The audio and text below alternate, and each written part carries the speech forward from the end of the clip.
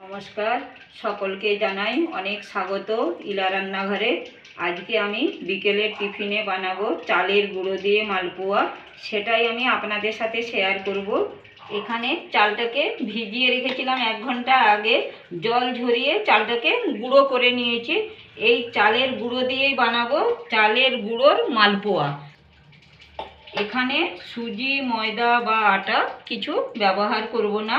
এটা খেতে খুব ভালো হয়, সকলেই কিন্তু খেতে পছন্দ করবে, বাচ্চা থেকে বড়। তো এখানে আমি চালের গুঁড়ো নিয়েছি এই বাটির মাপে 1 বাটি। এখানে আমি চিনি দিয়ে আজ বানাবো, তো চিনি দিলাম আমি। মিষ্টিটা আপনারা কিন্তু আপনাদের মতো কম বেশি করে নেবেন। এখানে আমি হাফ বাটি নিয়েছি চিনি।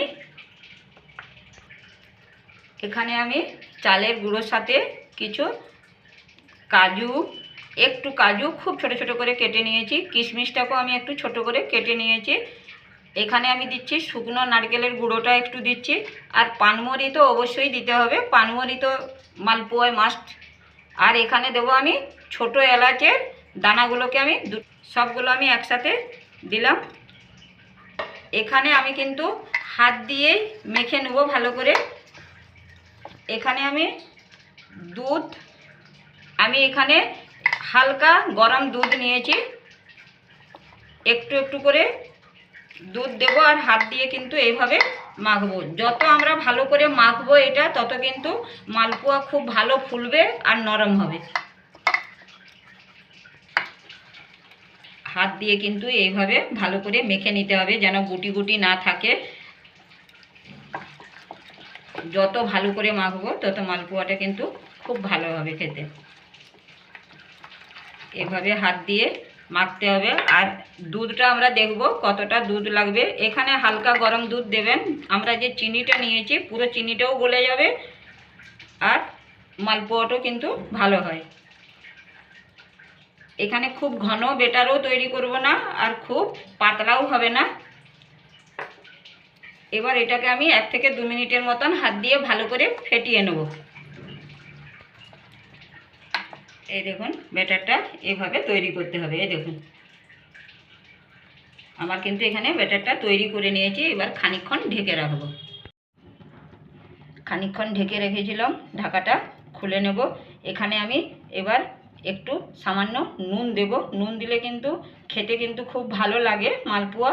এই দেখুন খানিকক্ষণ আমি ঢেকে রাখার জন্য একটু বসেছে, ব্যাটারটা গাঢ় হয়ে গেছে খুব। এখানে আমি এই দুধটা নিয়েছি, হালকা গরম না, এটা আমি খুব ভালো করে গরম করেছি। গরম করে এখানে দিচ্ছি আমি।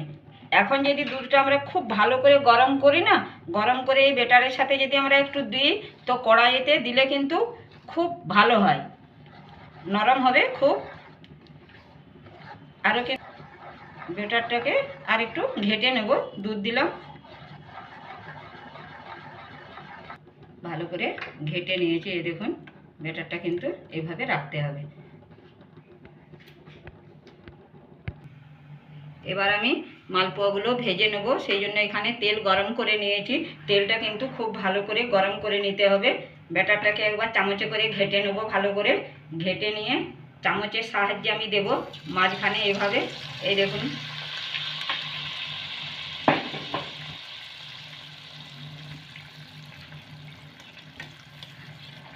এই দেখুন বন্ধুরা ফুলছে কি সুন্দর। এবার আমি উল্টে দেবো।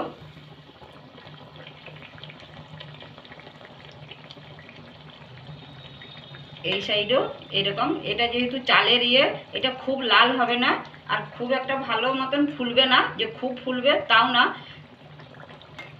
কারণ এখানে কিছু ড্রাই ফ্রুট দেওয়া আছে, সেই কারণে। এটা কিন্তু হয়ে গেছে বন্ধু, তুলে নেব এবার তেল ঝরিয়ে।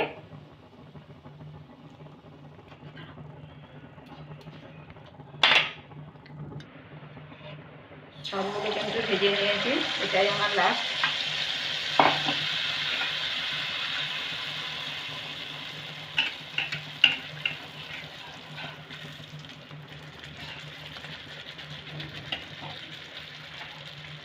এটা কিন্তু বেশি ভাজবো না, কোনো কোনোটা খুব ভালো ফুলেছে, কোনোটা মাঝখানে যেগুলো ড্রাই ফ্রুটগুলো পড়েছে সেগুলো অত ভালো ফুলে না। এই দেখুন এটা খুব সুন্দর ফুলেছে।